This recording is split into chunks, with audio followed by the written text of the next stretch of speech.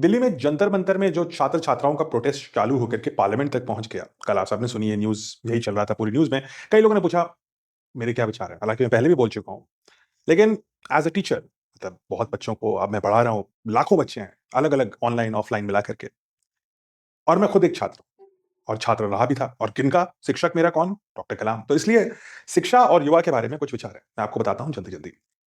पहली बात ये है कि किसी भी गवर्नमेंट या किसी भी समाज को जो अपने युवा हैं, उनको काइंडनेस यानी करुणा और कंपैशन यानी संवेदना के साथ ट्रीट करना आवश्यक है। हमारी युवा पीढ़ी, आप कुछ भी कर लीजिए, यही युवा पीढ़ी चलाने वाली है देश। जब आप वृद्ध हो जाएँगे, तो यही लोग सँभालेंगे मोर्चा। तो हमारे जो टीनेजर्स हैं, जेन ज़ी हैं, इन सबको लाठी और टियर गैस की ज़रूरत नहीं है। ये कोई ट्रीटमेंट थोड़ी ना होता है। इन बच्चों को ज़रूरत है और इनका अधिकार है कि उन्हें मिले हमारा अटेंशन, हमारा ध्यान, हम उनकी आवाज़ सुनें और थोड़ी संवेदनशीलता की तरह सुनें। हो सकता है आप उनकी बात से पूरी तरह एग्री ना करें, हो सकता है उनकी बात सही भी ना हो, लेकिन सुनने का अधिकार तो उनका है और वो किसी भी राष्ट्र और समाज में ये रूल लागू होगा। तो लाख खराबियाँ हों, आपको कॉकरोच जनता पार्टी ना समझ में आए, सही है, कोई बात नहीं, मत एग्री करिए, कोई फ़र्क नहीं पड़ता। अगर आपको सोनम वांगचुक अच्छे नहीं लगते, लगते हैं आपने सुना ही नहीं उनका नाम, कोई फ़र्क नहीं पड़ता। बात ये है ही नहीं।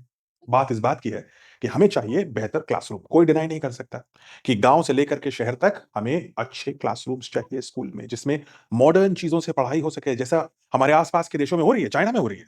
हम क्यों नहीं कर सकते? हमें चाहिए ट्रांसपेरेंट एग्ज़ाम जिन पे हम विश्वास कर सकें, हमें नॉलेजेबल टीचर्स चाहिए, हमें ऐसे बुद्धिमान शिक्षक चाहिए। जो देश के सबसे अच्छे बुद्धिमान लोग हैं, वो शिक्षक कैसे बने? इस पे बात करिए और जो सिलेबस है, वो कैसे ऐसे बने कि वो एम्प्लॉयबल हो, यानी रोज़गार परक चीज़ें पढ़ाएँ। अगर आप कोई भी एम्प्लॉयर है, अगर आप कोई कंपनी चलाते हैं, तो आपको भी पता है और मुझे भी पता है कि कोई भी बच्चा जब कॉलेज से आता है, तो मुझे दोबारा पढ़ाना पड़ता है उसे। ये समस्या है। क्या ये सच नहीं है कि 10 में से 9 बच्चे जो कॉलेज से निकलते हैं, उनके पास एम्प्लॉयबल स्किल्स नहीं होती? ये सच है। ये मैं नहीं कह रहा हूँ, डेटा कह रहा है। क्या ये सच नहीं है कि दर्जनों पेपर हर साल लीक होते हैं? बिल्कुल होते हैं। इसमें कोई डिनायबिलिटी कहाँ है? क्या ये सच नहीं है कि पेरेंट्स कोचिंग सेंटर में बच्चों को दाखिल करने के लिए लोन लेते हैं? कॉलेज तो छोड़िए, कोचिंग सेंटर के लिए साहब लोन लेना पड़ता है।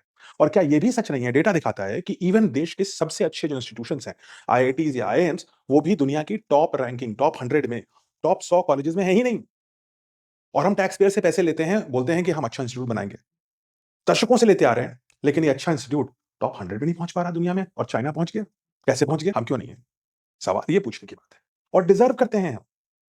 डिज़र्व करते हैं वो बच्चे और डिज़र्व करते हैं उनके अभिभावक कि हम दुनिया के टॉप कॉलेजेस बनाएँ, टॉप स्कूल्स बनाएँ और जिनमें टॉप लेवल की सैलरी और जॉब्स निकलें। अगर इस बात को एक पर्सोनिफिकेशन दे करके कोई सामने लाए, तो उसकी बात सुननी चाहिए। मुझे नहीं लगता कि मुद्दा इस बात का है कि किसको रिज़ाइन किया जाए, किसको रिटायर किया जाए। मुद्दा इस बात का है कि भारत के जो शिक्षा नीति बनाने वाले लोग हैं, चाहे वो एजुकेशन मिनिस्टर हों या एजुकेशन सेक्रेटरी हों या टॉप वाइस चांसलर्स हों या यूजीसी हो, इन बच्चों को सुनने का जो अधिकार है इनका, वो तो दें। सुन तो लीजिए क्या कह रहे हैं। बाद में डिसाइड करिए कि करना है, क्या नहीं करना है, क्या सही है, क्या गलत है। लेकिन अगर बात कह रहे हैं और इतने सारे बच्चे कह रहे हैं और ये बात डेटा भी कह रहा है, तो साहब सुनने का तो अधिकार है इनका। सुनना तो पड़ेगा। मुझे लगता है कि हम सब एक हैं, ये सारा राष्ट्र एक है और हम जो लोग जैसे-जैसे उम्र बढ़ती जा रही है, हम सबका दायित्व है कि हम युवाओं के लिए एक बेहतर देश बनाते जाएँ और इस बेहतर देश बनाने में जो फ़ॉर्मूला लगेगा, उसमें इनकी आवाज़ भी ज़रूरी है। कई बार ऐसा होता है कि छोटे-छोटे बच्चे भी आपको कुछ सिखा देते हैं और आपको ही नहीं पता होता, कहते हैं, "वाह! क्या सिखाया?" तो इन छोटे-छोटे जो बच्चे हैं, इन सबको भी थोड़ा सुनने का अधिकार मिल जाए, मामला सुलझ जाएगा। और अगर इस पूरे मूवमेंट का अंत ये निकलता है कि हम सब एक बेहतर शिक्षा नीति बना सकें, हम एनईपी को और बेहतर बना सकें, एग्ज़ाम्स अच्छे कर सकें, हम टॉप 100 नहीं, हम टॉप 10 कॉलेजेस में अपने स्थान बना सकें, अपने आईआईटीज़, आईआईएम्स और किसी और भी कॉलेज का, तो ये तो सबकी जीत होगी और इसी सबकी जीत की तरफ हमें बढ़ना चाहिए। याद रखिए, भारत के बच्चे और भारत के युवा बहुत पावरफुल हैं। जिस दिन ये प्रोटेस्ट हो रही है, उसके 1 दिन पहले इन्हीं उम्र के बच्चों ने पहला भारत का प्राइवेट सैटेलाइट लॉन्च कर दिया। स्काई रूट्स आपने नाम सुना होगा। और वहीं ऐसा ही एक और युवा चला रहे थे स्टार्टअप हैदराबाद में, जिन्होंने भारत का पहला मिनी जेट इंजन बना दिया प्राइवेट कंपनी ने। ये सब अभी हुआ है। तो इन लोगों में शक्ति है, वाइज़ हैं, चालाक हैं, बुद्धि है, एआई आता है इन लोगों को, टेक्नोलॉजी आती है। शायद हम भी कुछ सीख सकते हैं इनसे। बात तो करके देखते हैं। लेकिन अगर हम ये कहेंगे कि तुम्हें हम बोलने ही नहीं देंगे और तुम्हें हम आवाज़ ही नहीं देंगे, संसद तक क्यों आ रहे थे? क्योंकि संसद में उन्हें आवाज़ चाहिए। अगर आप आवाज़ दे दीजिए उनको संसद में, तो कोई नहीं आएगा संसद में। मेरा तो मानना है कि हर संसद सत्र में कई दिनों का होता है, कम से कम 3 दिन सिर्फ़ युवाओं और युवाओं के इश्यूज़ पर सेंटर्ड इश्यू पे ही डिस्कशन होना चाहिए। कोई और डिस्कशन नहीं करेंगे हम। सिर्फ़ यंग लोगों की बात करेंगे, नौकरियाँ कैसे आएँ इसकी बात करेंगे, कैसे हम अफोर्डेबल एजुकेशन विद क्वालिटी बनाएँ इसकी बात करेंगे, कैसे हम अच्छे एग्ज़ाम्स कराएँ इसकी बात करेंगे।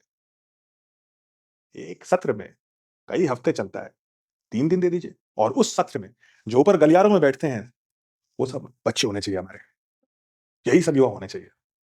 फिर किसी को पार्लियामेंट के बाहर चिल्लाने-चीखने की आवश्यकता नहीं होगी। कोई लाठी नहीं भाँजनी पड़ेगी, वो जो पुलिस वाला मार रहा है, उसको भी गम हो रहा है क्योंकि उसका बच्चा भी उसी उम्र का है, हो सकता है उसी क्राउड में हो। बस इतना करना है, सुनना शुरू करना है, रिस्पेक्ट देनी है एक-दूसरे को और हम बेहतर राष्ट्र बना सकते हैं। यही मेरा मानना है। क्या ख़्याल है आपके? कमेंट्स में शेयर करिए, इस वीडियो को लाइक करिए, शेयर करिए, सब्सक्राइब करिए, डिस्कस करिए। नहीं समझ में आई कोई बात, अच्छी नहीं लगी, तो बताइए कमेंट्स में, क्रिटिसाइज़ भी करिए। मैं सुनूँगा आपकी बात और हम सबको सुननी चाहिए युवाओं की बात।